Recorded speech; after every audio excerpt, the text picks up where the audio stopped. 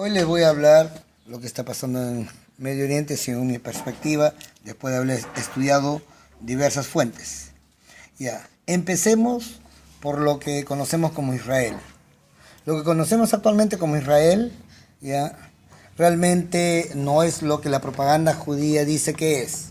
Realmente los actuales judíos, que lo vemos que son blancos, rubios, incluso pelirrojos, no son semitas, no son hebreos. Ellos son descendientes de Polonia, Alemania y más que nada Europa Oriental, y se les conoce con el nombre de Ashkenazim o Ashkenazim. Ellos, a su vez, son los descendientes de antiguos pueblos que emigraron desde Asia Central para Polonia y Alemania, ¿no? Los Ashkenazim son descendientes de los házaros. Hazaria era un reino más o menos en el año 400 después de Cristo, ubicado al este de Ucrania. Ya. ¿Estos pueblos qué eran? Estos pueblos eran turco-mongoles, uralo-altaicos. Ya. Ese es el origen, turco-mongoles, uralo-altaicos. Su zona de ese imperio de Hazaria era al oeste Ucrania, al norte los Urales, al este las montañas Urales que divide Europa de Asia. Al norte dije parte del sur de Siberia o la planicie Uralo-altaica, ¿no? Y al sur estaba el mar Caspio, el mar Negro. Entonces, ¿qué pasó con estos pueblos? Estos pueblos en esa época, hablando del 200, 300, 400 después de Cristo, habían dos grandes fuerzas políticas religiosas en la zona. Uno eran los cristianos ortodoxos con capital en Constantinopla, lo que ahora es Estambul, ¿no? La iglesia ortodoxa griega, que eran cristianos, o sea, porque el imperio romano se dividió en dos partes, occidente en Roma y oriente en Constantinopla. Entonces, esos cristianos dominaban la ruta de la seda, ¿no? El comercio, ¿no?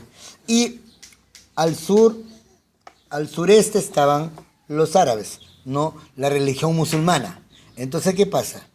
El rey de Hazaria, un tal Bulán, el Khan, porque en Oriente los turcos mongoles le llaman Gran Khan. El Gran Khan, que era Bulán, ¿ya?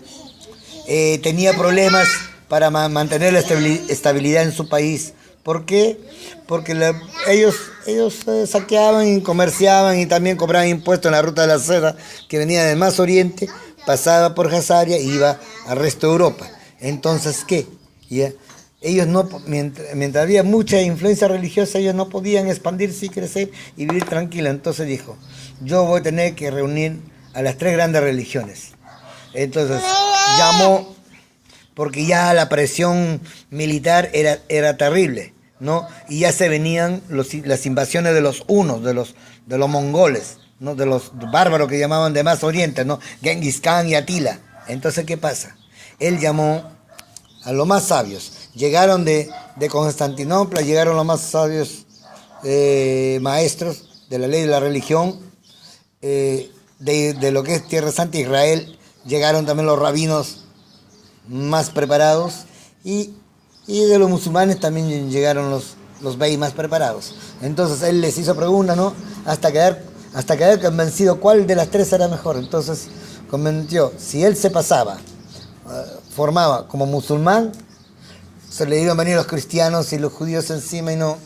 Si él se pasaba para árabe, los cristianos, entonces no se podía, no, él no encontró una solución. Entonces hizo, no me voy a convertir ni a árabe musulmán ni a cristiano ortodoxo, voy a escoger una que comercie con todos, que era más neutral, y escogió la religión judía. Entonces, ¿qué hizo el gran Khan Bulán? Él se convirtió en masa alrededor del año 400 después de Cristo. Al convertirse en masa, toda la población lo siguió a su rey, a su gran Khan, y se convirtió en masa. Para esto trajeron los más grandes levitas, los más grandes rabinos, para instruir en la fe, en la religión, en el idioma hebreo. Entonces, ese es el verdadero origen. ¿Y por qué no siguieron en Hazaria? Porque ahí llegaron las invasiones bárbaras que llegaron hasta Europa, hasta el Imperio Romano, de de los turco-mongoles de más oriente, porque ellos mismos también son turco-mongoles. Llegó Gengis Khan, llegó Atila, y ellos tuvieron que huir, ¿no? ¿Ya? Una gran derrota, porque siempre Hazaria había sido exitoso en todas sus guerras contra los Rus. Los Rus son las tribus de la primitiva Rusia, que venían por río Volga hasta el Mar Negro, que es el río Volga, que es el río más grande principal de Rusia, desagua en el Mar Negro. Entonces, venían y comerciaban con ámbar. No sé si ustedes se acuerdan, ámbar, esa de color de miel de abeja, que era muy conocido, de ahí sale la electricidad. Bueno, pero eso es otro tema. Entonces ellos comerciaban mucho con eso. Entonces, al huir, ¿a dónde se fueron? Se fueron hacia el noroccidente, exactamente donde actualmente está Polonia y Alemania. Es por eso que los antiguos házaros se volvieron Ashkenazim. ¿Por qué Ashkenazim? Porque eso viene de la Biblia. Askenaz fue uno de los nietos de Jafet. Y Jafet es el hijo, uno de los 3 hijos de Noé, que recordemos es Cam, Shem o Sem y Jafet.